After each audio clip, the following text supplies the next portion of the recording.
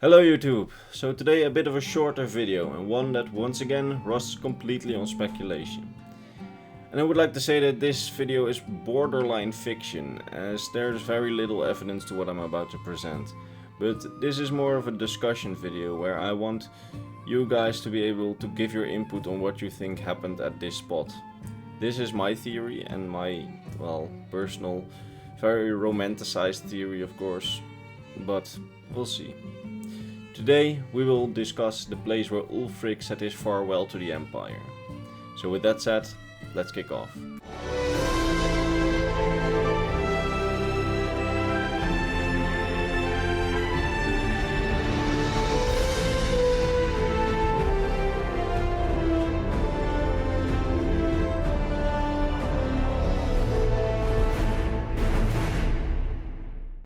In the rift, deep in the southern mountains, stands a statue of Talos.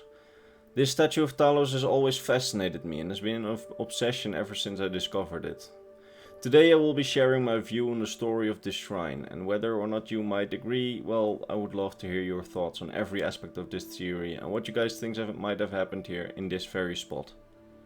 I personally think that this very statue of Talos is where Ulfric Stormcloak might have been in the moment that he finally decided to say the Empire farewell.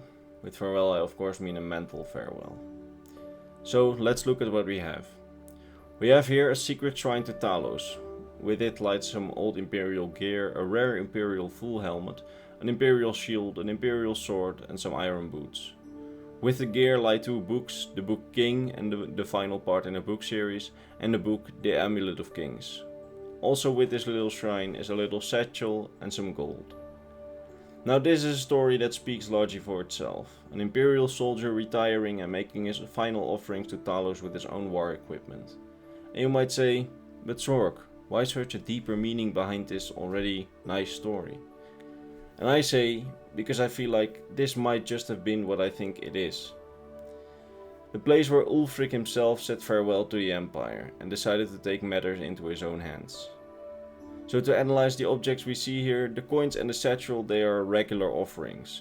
They are the irrelevant things, since those are the things you always find at a Talos shrine. So let's go to the relevant things. First, let's start with the obvious, the Imperial gear. Ulfric used to be in the Imperial army a long time ago. Now, this is nothing special, as a lot of Nords were, and to this day are, in the Imperial army. But one of the things leading me to think that this armor belonged to Ulfric Stormcloak himself is the helmet.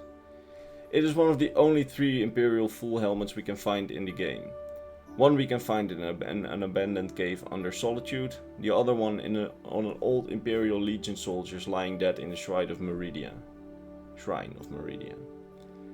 This gives us some pretty solid evidence that this helmet is in fact an outdated model, since we see no Imperial soldiers wearing it in the entire game, and the only places where we can find it are again in an old abandoned cave, at the spot of an offering to Talos by an Imperial soldier, a god that is forbidden in the Empire. In this case of this theory, of course, Ulfric at that point. And in Meridia's temple. Now, Meridia's temple gives us some of the more solid leads to a time frame, as all the Imperial soldiers in there wear also heavy armor. This leads me to believe that the Imperial soldiers that were in there belonged to the original Skyrim Legion that was stationed in Skyrim before the Great War and before the Civil War. These were the trained soldiers that were stationed in Skyrim before the Civil War. This particular detachment of that legion were probably contracted by Meridia to clear out her temple.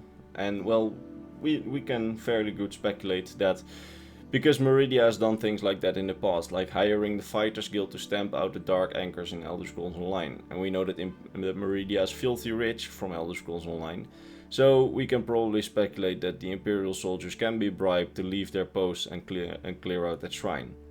Obviously that hasn't worked, as they are all dead, just like the Stormcloaks who came in later to also attempt it. This can give us at least a good lead to the fact that this model of the Imperial helmet has no longer been in circulation for a long time and is no longer worn by the current Imperial Legionnaires. The second thing that makes me speculate that this was in fact Ulfric's doing are the books. On the ground we find the book The Amulet of Kings. In this book it is partly explained that the Empire protects Tamriel from the Daedric hordes, and thus is legitimate, according to the author. As long as an heir of Alessia is on the throne and the 9 divines are worshipped, the Empire can keep the hordes of Daedra from coming to Tamriel. However, after the Oblivion Crisis, none of that was necessary anymore. Thus, the line of Alessia died out by Martin Septim, and the 9 divines were eventually returned to the 8 divines after the Great War. Ulfric might have gone meditating at this spot, worshipping Talos as he was no longer allowed to do by his empire, and he might have read this book at this very spot, a shrine of Talos, to convince himself that this empire was no longer legitimate to him, as it forsaken both the Dragonblood heirs of Alessia as their emperors and slacked its dedication to the 9 divines by stopping to worship Talos. This might have just been the final thing that he needed to convince himself to leave the empire behind and move on to become his own state, well, to become the ruler of his own state. He then might have picked up the book King and read how its protagonist finished his journey and became the king of his homeland. Something Ulfric also wishes to become the king of his homeland, the High King of Skyrim.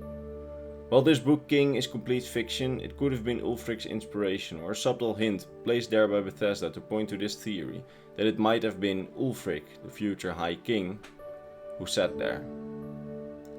I realize that this is all very much speculative and also a bit romanticized. I mean, it could also just have been a regular Imperial soldier, but I think that certainly the book King, that has just been placed there for no apparent reason, really gives, well, perhaps not even Bethesda itself thought about it, and there was just like one guy in Bethesda who was like, well, I think that this place would have been the place where Ulfric Stormcloak would have sat, so I placed this book here to see if anyone notices. I mean, I honestly believe that there's at least some truth to this theory, or that it's at least legitimate, but you might think otherwise, as it is of course very far-fetched.